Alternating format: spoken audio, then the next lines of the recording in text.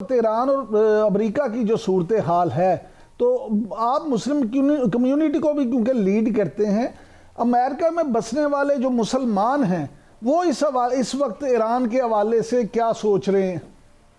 Iran एक इस वक्त अगर देखा जाए, मैं 2-4 दिनों से बताना चाहूंगा कि बड़े सेंसिटिव मैटर था। 3-4 दिनों से वॉशिंगटन डीसी के अंदर आइस मेल्ट होना शुरू हो चुकी है। उसकी सबसे बड़ी वजह एक तो आपकी पाकिस्तान की कोशिशें, पाकिस्तान का डायलॉग अमेरिका को बताना। और आपको पता होना चाहिए कि डोनाल्ड ट्रंप साहब खुद ये कह चुके हैं कि ईरान को पाकिस्तान से ज्यादा कोई नहीं समझता। व्हाइट हाउस में उन्होंने हमारे फील्ड मार्शल साहब के बारे में ये स्टेटमेंट दी थी। और उसके बाद इस वक्त मुस्लिम कम्युनिटी और बिलखसूस मशरक़ वुस्ता के कंट्रीज ने व्हाइट हाउस को ये वार्निंग दी थी कि लिबिया और इराक आप खुद देख लें किस तरीके से डिस्टेबलाइज हैं।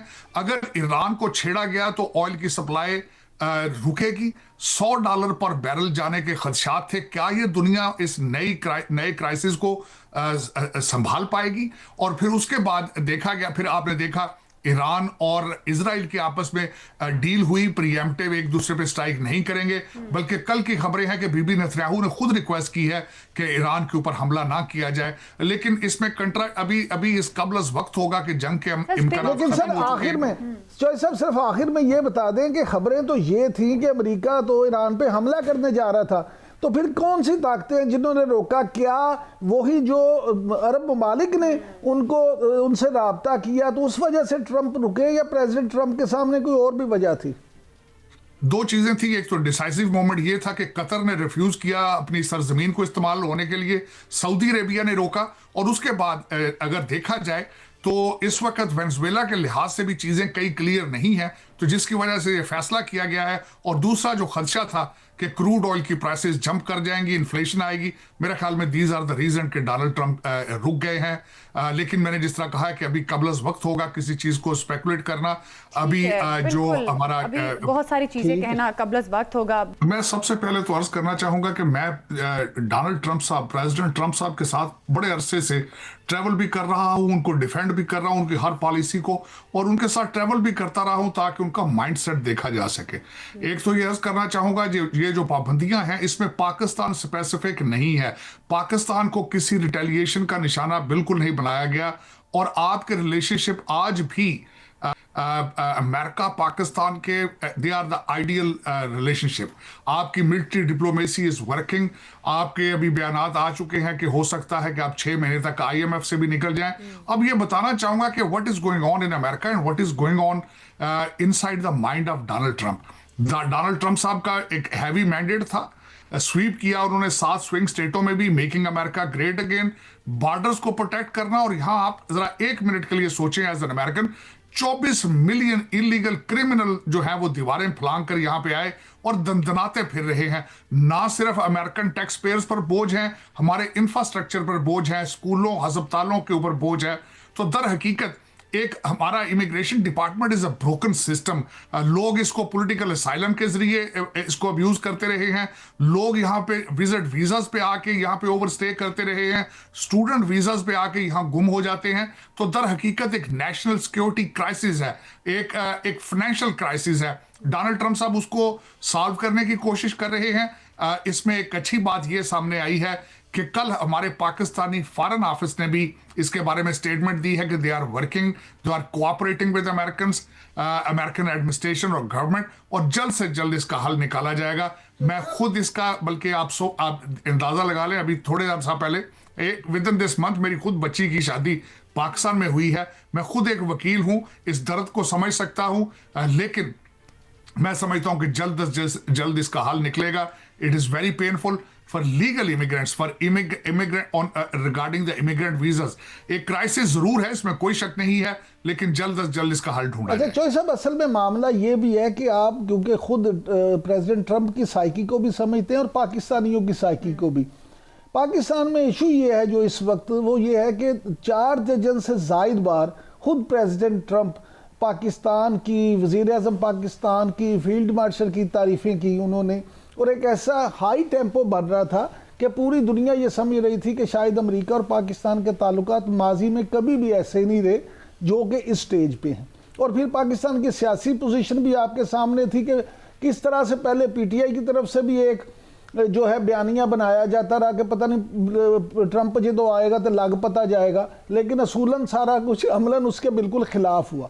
और फिर इंडिया के हवाले से जो बार बार उनको सुबकी हो रही थी, तो लोगों का ये कंसर्न ज़रूर है कि एक तरफ लाइयाँ किधरे तो वधाइयाँ किधरे, इसमें थोड़ा सा समझा दें कि ये इंडिया वाला क्या मामला है, क्योंकि नॉन इंडिया उस मुल्क में शामिल नहीं है उन ममालिक में, हालांकि वो लोग भी यहाँ आके इमिग्रेंट वीज़े लेते हैं, गायब होते हैं, सब कुछ करते हैं। देखिए, एक तो इमरान साहब, मैं ये बताना चाहूंगा कि जब भी अमेरिका के अंदर रिपब्लिकन सदर व्हाइट हाउस में होता है, पाकिस्तान के रिलेशनशिप आइडियल होते हैं। दूसरा, बुनियानुल मरसूस ने जो नई बुनियादें रखी हैं एक नए पाकिस्तान की, वो बेमिसाल हैं। तीसरी बात ये मैं अर्ज करना चाहूंगा, यहाँ पे ट्रेंड देखा गया है कि भारत से ज्यादातर लोग जो आते हैं वो इमिग्रेंट वीजों पे आते हैं, उनमें ज्यादातर लोग विजिट वीजा पर आकर ओवरस्टे नहीं करते। ये अभी तक मैं जो कल 2-3 दिन से स्टडी कर रहा हूं उसमें डाटा सामने आ रहा है। लेकिन इसमें अल्टीमेटली मैं एग्री करूंगा आपसे कि इस वक्त जो एक हाइप क्रिएट की गई है, और अब बिलखसूस एक टिपिकल सियासी पार्टी हमेशा जो कि तनकीद का निशाना बनाते हैं, उन्होंने 2-3 दिनों से आसमान सर पे उठा रखा है कि शायद रिलेशनशिप ठीक नहीं है। रिलेशनशिप आपके आइडियल है, इसमें कोई शक नहीं है, और ये policy is not a Pakistan specific, ये इस ओवरऑल पॉलिसी इमिग्रेशन को ओवरऑल करने के लिए। और बिलखसूस इस वक्त 2-3 किस्म के क्राइसिस अमेरिका के अंदर चल रहे हैं।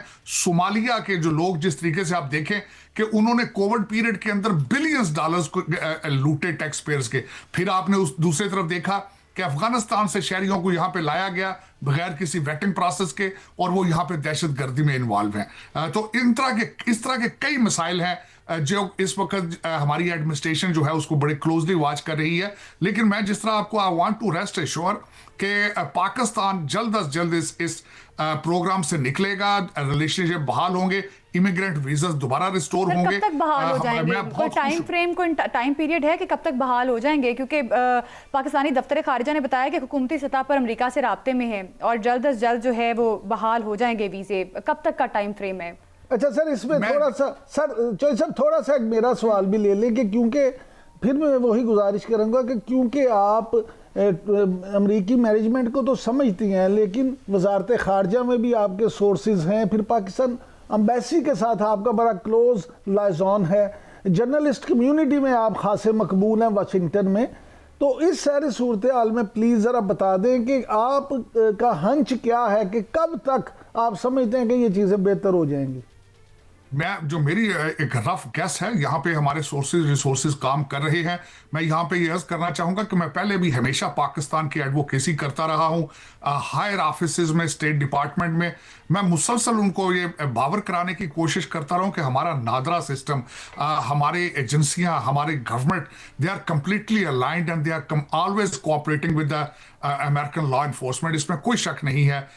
We always volunteer for the information, और हमारे वी आर द एलाय। हम इस वक्त ब्रिज बन रहे हैं अमेरिका और चाइना के दरमियान। आप देखें ईरान की आर्बिट्रेशन कर रहे हैं इंटरनेशनल लेवल पर। इस वक्त पाकिस्तान के लिए हर 15 कंट्रीज के साथ अब डिफेंस एग्रीमेंट आपके हो रहे हैं। आपके F-17 थंडर जो है वो भी इस वक्त they R news of the town.